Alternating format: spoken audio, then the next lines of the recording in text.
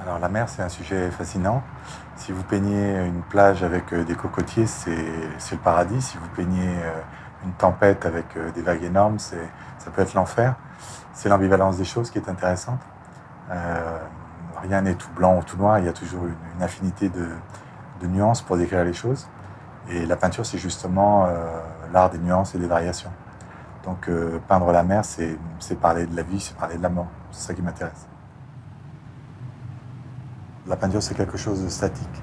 C'est une image fixe. Si tu veux représenter quelque chose de mobile, il faut arriver à rendre la sensation du mouvement. Donc j'ai essayé de créer une masse mouvante où chaque détail du tableau oblige l'œil à vagabonder et à ne pas se fixer sur quelque chose. Un peu comme dans les dessins des aborigènes où tu as des brins d'herbe qui partent dans tous les sens et qui donnent le sentiment que le tableau est animé. Alors un jour, on a demandé à un jardinier anglais réputé le secret pour faire un gazon parfait.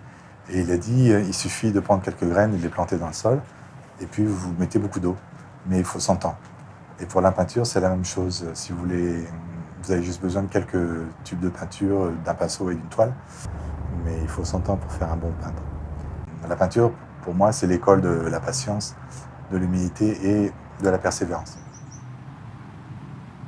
Je me rappelle d'un film avec Harvey Keitel qui joue un marchand de cigares et on lui demande comment tu fais pour calculer le poids de la fumée d'un cigare. Et il dit, tu prends un cigare et tu le pèses. Et puis tu fumes complètement le cigare et tu pèses les cendres.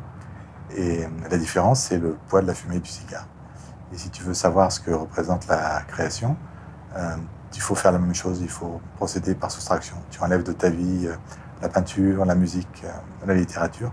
Tu regardes ce qui reste et ce qui te manque, c'est le prix de la création. Ce que j'aime dans la création, c'est que ça pèse pas beaucoup plus que la fumée d'un cigare.